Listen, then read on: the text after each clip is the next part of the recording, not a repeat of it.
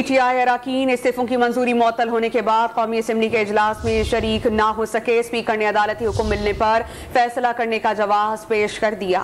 دوسری جانب PTI ارکان نے اپوزیشن لیڈر کا عہدہ اپنا استحقاق قرار دے دیا۔ تحریک انصاف نے پیر کو پارلیمنٹ کے مشترکہ اجلاس میں شرکت کا فیصلہ کر لیا۔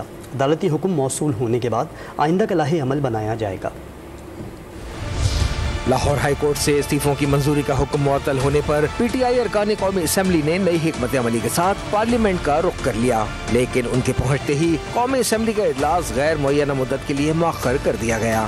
دوسری جانب اسپیکر قومی اسمبلی بھی انہیں اجازت دینے سے گریزاں رہے۔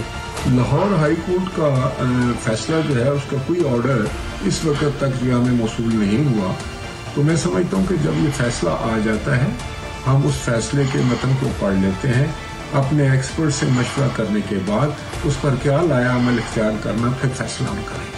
ادھر سینٹ میں اپوزیشن لیڈر شہزاد وسیم نے حکومت سے عدالتی فیصلے کے احترام کا مطالبہ کر دیا۔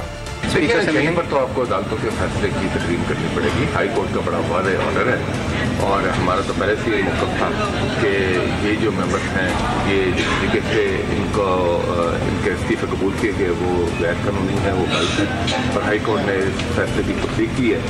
قومی اسمبلی پہنچنے والے ارکان نے عدالتی فیصلہ نہ مانے جانے کی صورت میں اسپیکر کے خلاف احتجاج کا عندیہ دے دیا۔ موقف اپنایا کہ ایوان میں اکثریتی اپوزیشن ہونے کے باعث حزب اختلاف کی قیادت کا PTI کا حق ہے۔